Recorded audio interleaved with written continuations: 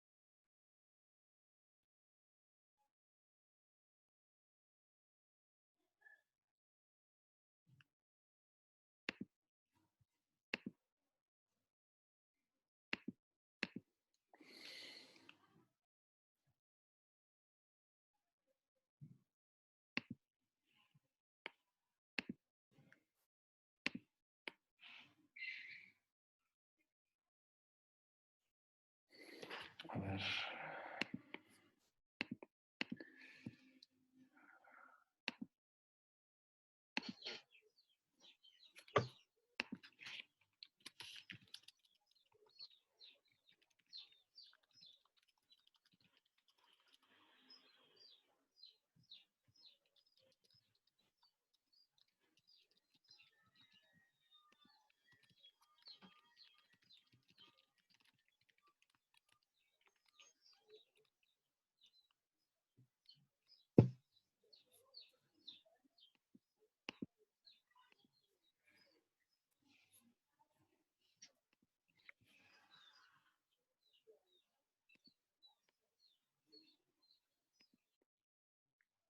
Bien, hubo dos que se perdieron en el camino, espero que vuelvan. ¿Qué es lo que quería decirles respecto de esto? Es que la interpretación, la clave de lectura, lo que ustedes crean que dice el texto, eh, siempre tiene que estar amparado, tiene que estar fundamentado, tiene que desprenderse como una interpretación posible a partir del análisis objetivo que ustedes hagan del narrador y de los personajes, en este caso, del cuento. Si ustedes ven el modelo de la tarea 2, el modelo de tarea 2 está, que es, digamos, un análisis que se espera de ustedes, está dividido en tres partes: una introducción, un desarrollo y una conclusión. Cada parte le corresponde un párrafo, es decir, el primer párrafo es la conclusión, el segundo párrafo es el desarrollo, el tercer párrafo es la conclusión. En la introducción solo se dice lo que se va a hacer, y en el desarrollo se plantea el análisis objetivo del narrador. Y fíjense que se plantea el análisis del narrador, y esto por favor grábenselo con fuego en el cerebro. El análisis del narrador puede ser visto desde cuatro perspectivas. Una, su grado de conocimiento, también llamado visión o perspectiva.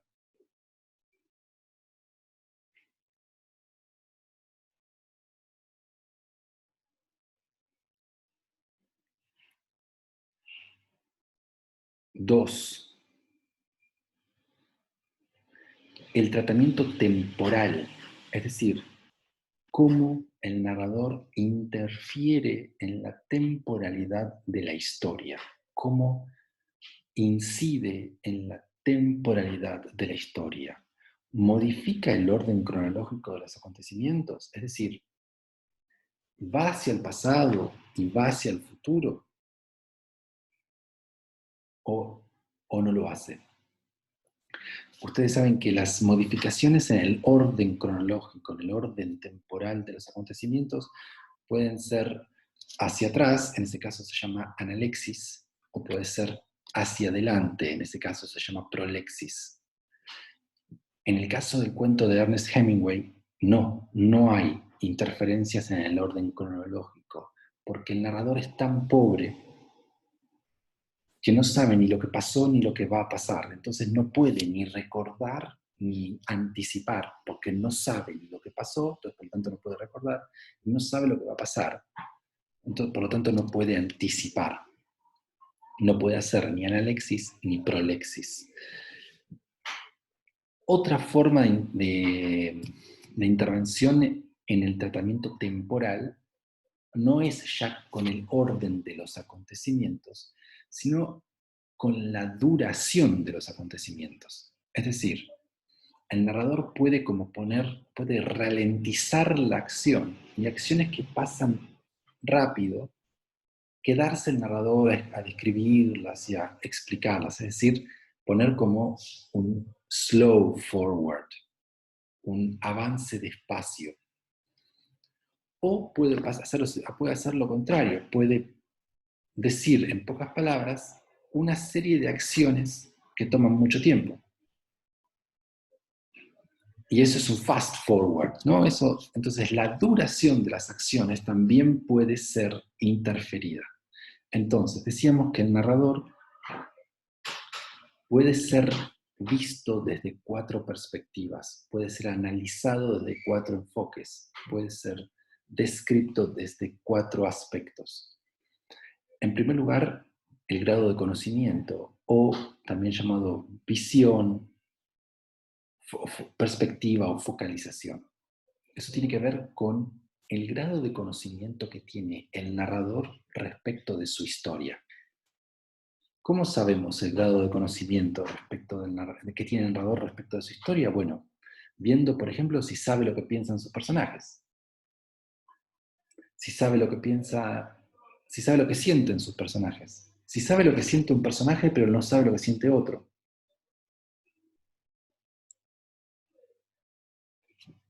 O si no sabe nada más que lo que ve en ese momento. Ustedes recordarán que hay 3 formas del grado de conocimiento. Una es desde atrás, es decir, cuando el narrador conoce todo, o conoce los sentimientos y pensamientos de sus personajes. Otra visión es cuando sigue a un solo personaje, conoce los sentimientos y pensamientos de un personaje. Y otro es externa o desde afuera, cuando no conoce nada, solamente lo que ve. Ese es el caso del cuento de Ernest Hemingway. Esa sería la primera perspectiva. La segunda perspectiva tiene que ver con el orden temporal, con la forma temporal, ¿no?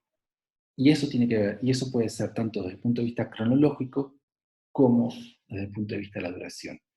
La tercera característica para analizar el narrador es ver cómo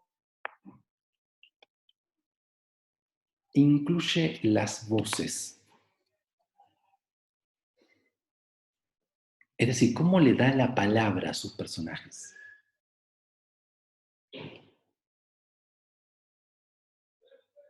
Hay 3 formas de darle la palabra, de darle voz a sus personajes.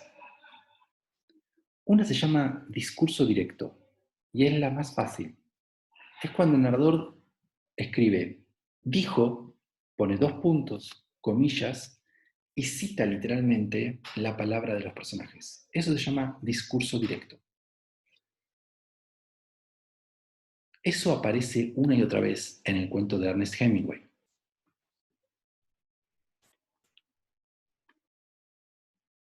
Hay otra forma de incluir las voces que es discurso indirecto, que es cuando el narrador asume con sus propias palabras, dice con sus propias palabras lo que dijeron sus personajes. Por ejemplo, si discurso directo es, Juan dijo, rajá de acá, turrito, entonces el discurso indirecto sería algo así como, Juan lo exhortó a Rodrigo a que se fuera de ahí. O Juan le pidió tajantemente a Rodrigo que se fuera de ahí. Eso sería discurso indirecto, es decir, el narrador asume dice con sus propias palabras lo que sus personajes dijeron. Entonces tenemos discurso directo y discurso indirecto. El tercer elemento, la tercera posibilidad de inclusión de voces es lo que se llama discurso indirecto libre, o DIL, o DIL, que es cuando se confunden las voces. Es decir, no se sabe quién está hablando, si el narrador o los personajes. Eso aparece mucho en El derrumbamiento. Espero que lo hayan visto con Eduardo. Entonces, hasta ahora tenemos tres características. Primero, el grado de conocimiento del narrador respecto de su historia, que tiene tres opciones.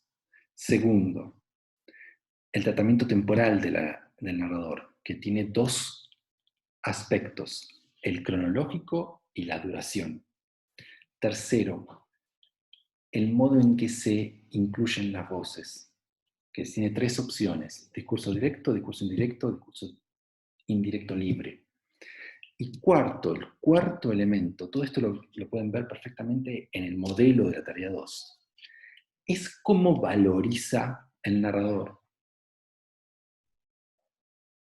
las acciones de sus personajes. Es decir, qué sentimientos tiene, qué significan para él, si está de acuerdo, si los quiere, si no las quiere. En el caso de Ernest Hemingway, el narrador es sumamente distante y objetivo.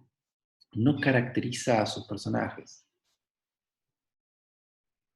No utiliza adjetivos. Simplemente se limita a mostrarlos, pero no deja que el lector se dé cuenta si él tiene algún tipo de cariño o no, o si él tiene alguna crítica o no respecto de sus personajes y de la historia que hacen sus personajes. En cambio, el narrador o la narradora en el derrumbamiento está como muy comprometido, muy comprometida con la historia de su personaje, al punto de que utiliza un montón de palabras, de adjetivos, de características completamente subjetivas, que son valoraciones del narrador. Eso tiene que ver con esta última de las cuatro características, que son las valoraciones que hace el narrador respecto de sus personajes. Tiene que ver con qué palabras utiliza el narrador cuando cuenta su historia.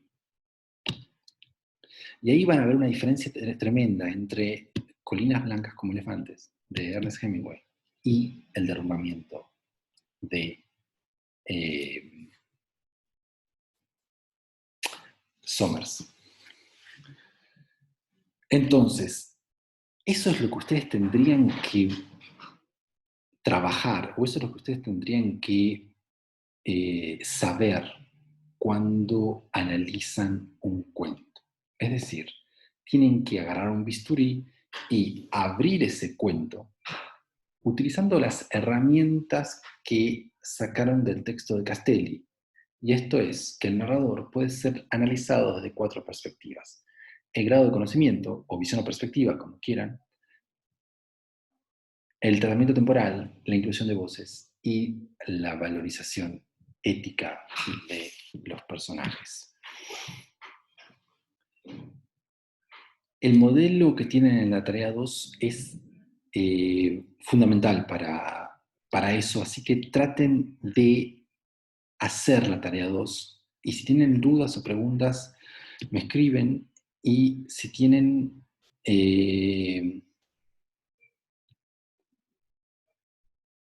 si quieren, me pueden mandar el texto, o sea, escribir el texto sería un trabajo práctico número 1, que es lo que ustedes tendrían que haber hecho como trabajo práctico número 1.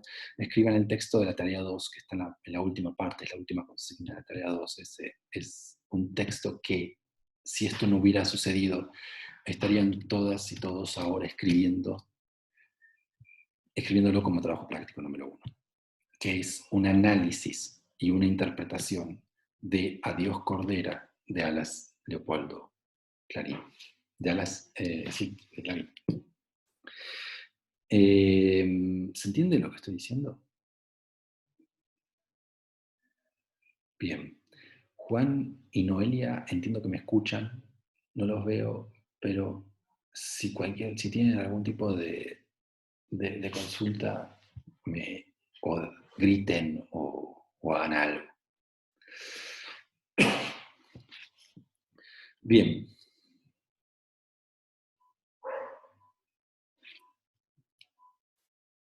¿Tienen alguna observación con respecto a la tarea 2?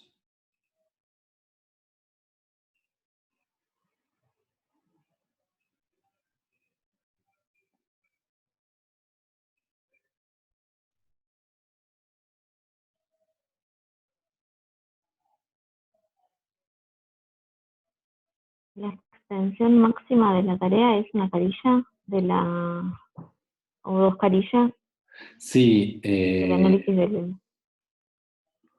sí, en la tarea o 2, para que tengan un formato. sí, la tarea 2 debería ser resuelta en una carilla y media, como mucho, pero todo lo que va desde media carilla a una carilla y media está bien. Bueno, Perfecto. Eh, ¿Algo más?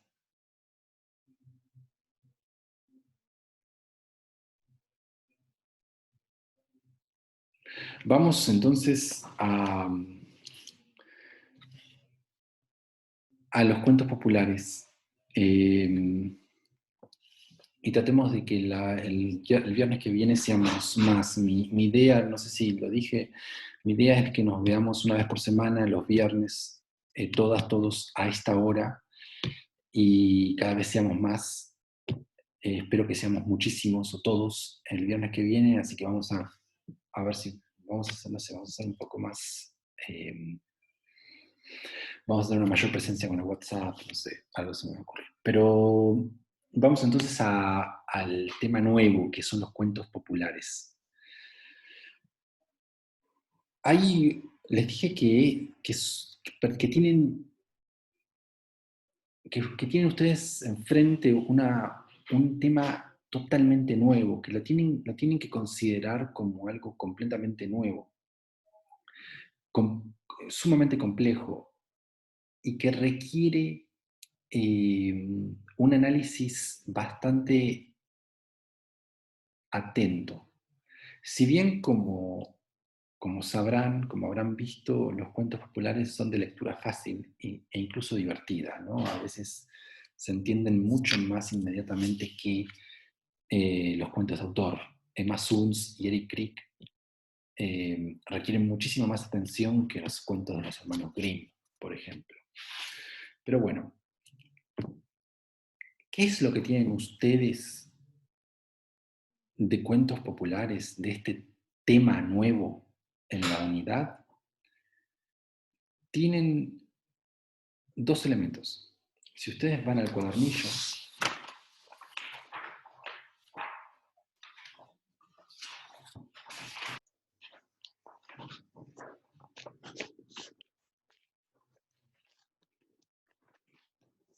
y dentro del cuadernillo van al índice, van a ver que en el índice, la última parte del índice se llama Corpus Cuentos Tradicionales. En el índice del cuadernillo hay una tercera parte que tiene el subtítulo Corpus Cuentos Tradicionales. En esa parte del cuadernillo, entonces, tienen una serie de antologías, de compilaciones, de cuentos tradicionales. Eso es lo que ustedes pueden leer, o deberían leer, o lean, en lo que respecta a este nuevo tema, por así decirlo. ¿Qué más tienen? Tienen además un texto teórico muy, pero muy importante, que es el cuento folclórico de Susana Chertudi. Y va desde que empieza en la página 66 del cuadernillo. Entonces, ustedes tienen dos cosas para prestar atención en el cuadernillo de este nuevo tema. Por un lado, el corpus de cuentos tradicionales, es decir, los cuentos tradicionales en sí, que va desde la página 132 hasta la página 220 y pico, y el cuento folclórico, el texto de Susana Chertudi, que es un texto teórico que va de la página 66 en adelante. Todo eso está listado en el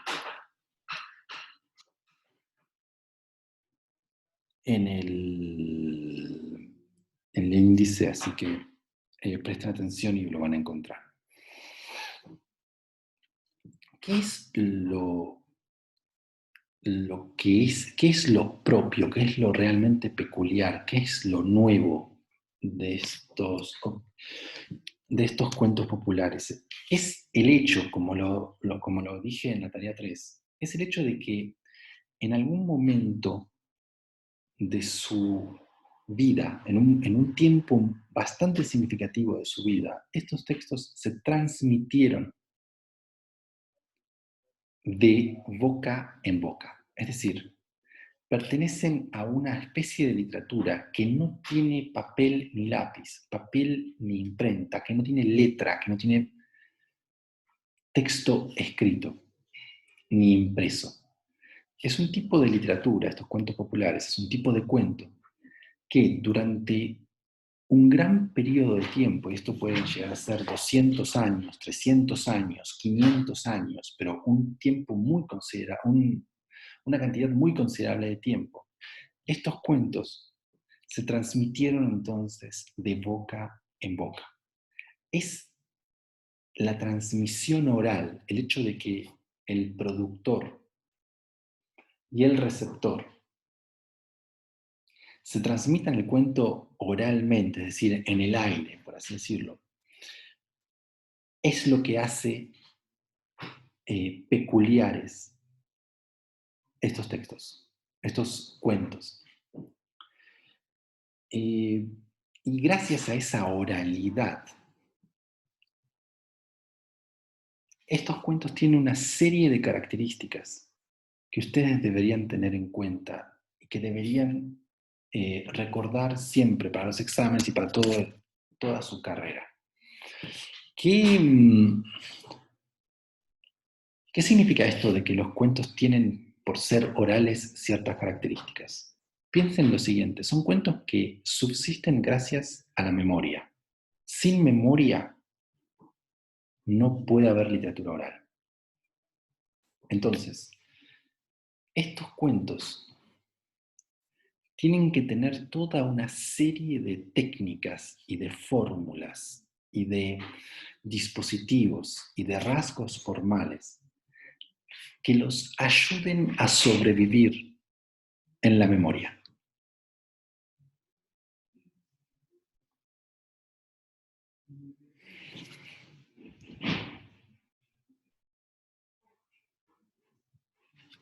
¿Se entiende eso? El hecho de que sean orales implica que dependen de la memoria. Y por lo tanto, como dependen de la memoria, tienen que tener ellos una serie de características que los ayuden a sobrevivir en la memoria.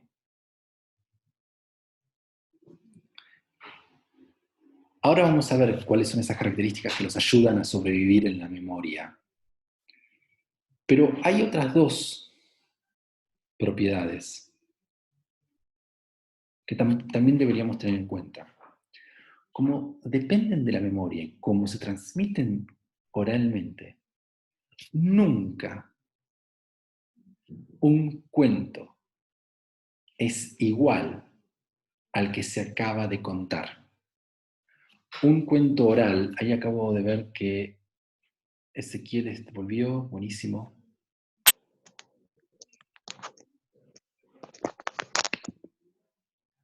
Ya somos todos, excelente. Para los que acaban de entrar, estoy hablando de la tarea 3, que introduce el cuento popular, o cuento tradicional, o cuento oral.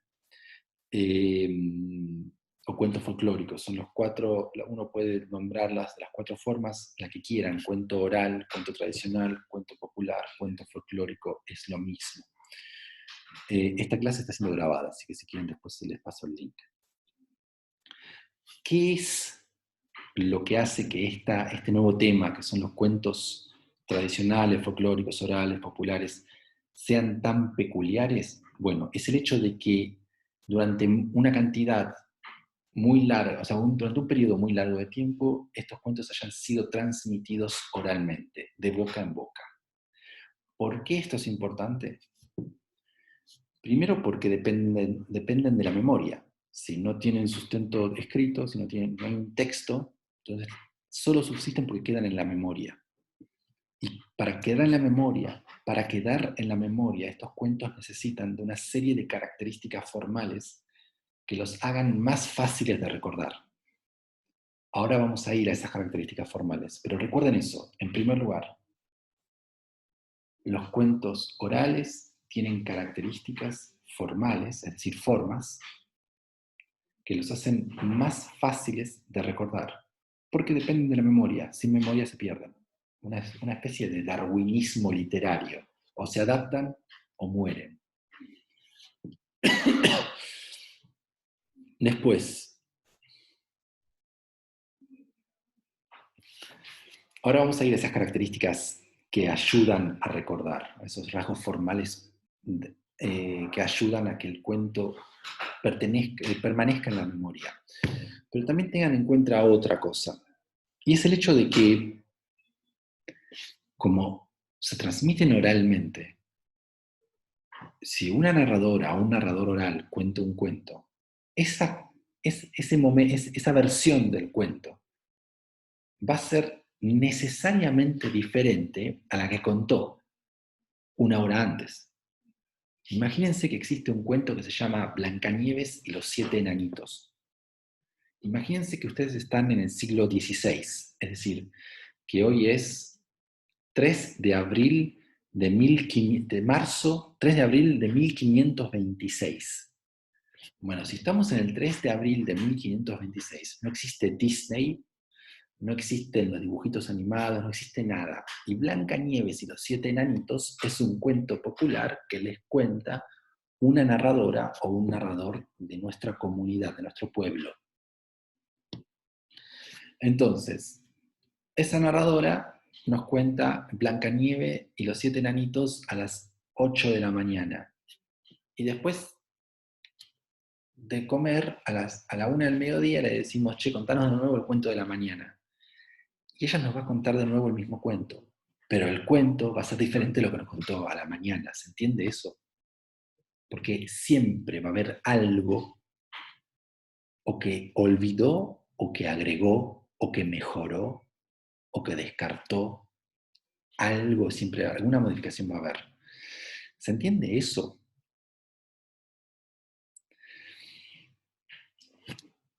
Los cuentos populares no tienen, como cualquier pieza de literatura oral, de literatura popular, de literatura de transmisión oral, estos cuentos populares no tienen el mismo concepto de mismidad o de identidad que tienen la literatura escrita o los cuentos de autor.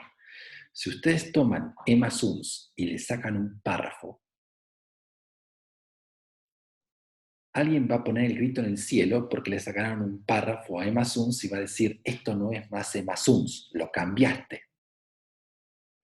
Pero a nadie se le ocurriría decirle a esa narradora del siglo XVI: che, esto no es lo que me dijiste, lo que me contaste hoy a las 8 de la mañana, porque a las 8 de la mañana Blancanieves tenía un peinado así y ahora tiene un peinado asá.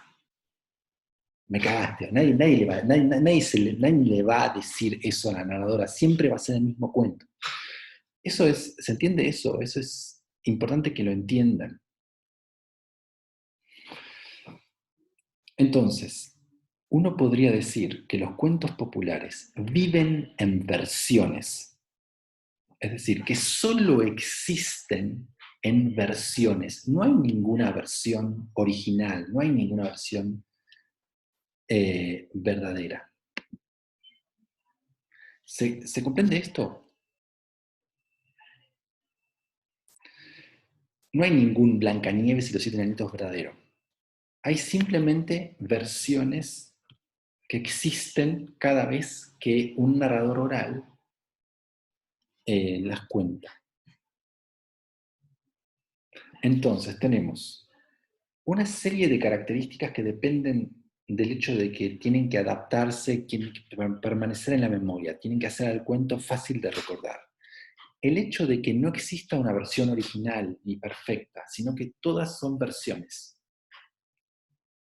Y luego el tercer elemento con el que quisiera terminar acá, porque somos muy pocos, es el siguiente. A diferencia de la literatura de autor, la literatura oral no le pertenece a nadie, o mejor dicho, le pertenece a todos los integrantes de una comunidad. El narrador y el receptor del cuento se conocen, están siempre juntos y viven al mismo tiempo. Borges se murió y yo puedo leer sus cuentos. En la literatura de autor hay siempre una distancia entre el lector y el que produce el cuento.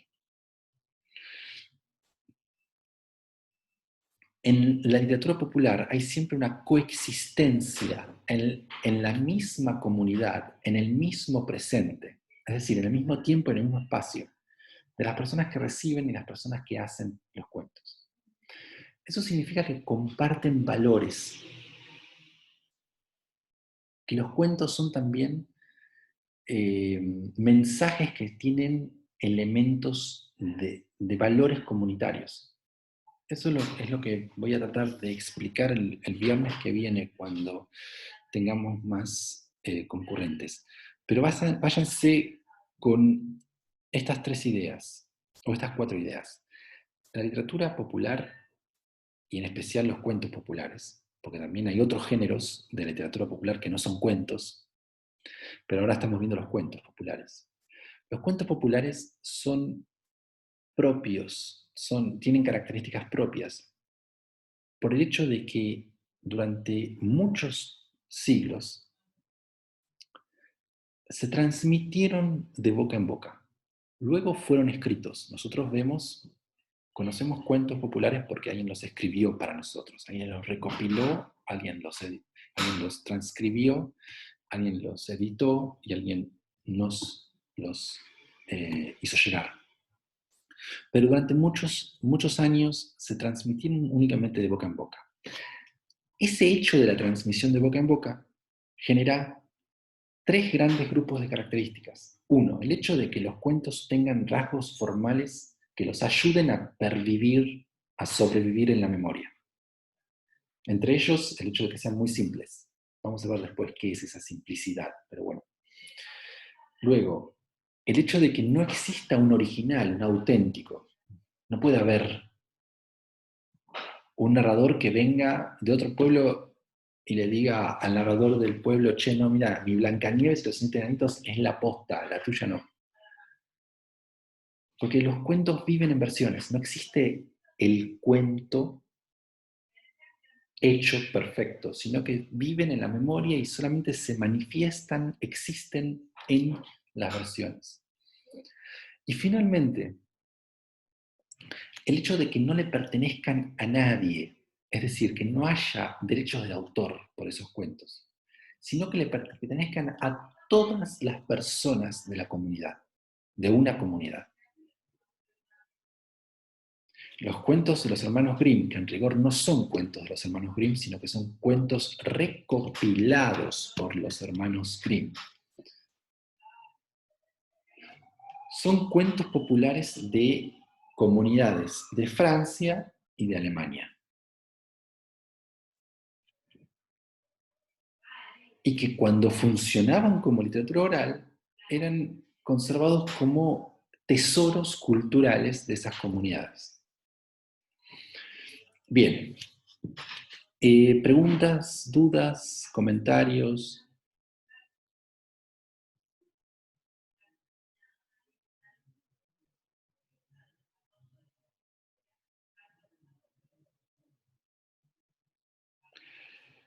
Ok. Ezequiel, ¿me podés después pasar tu celular?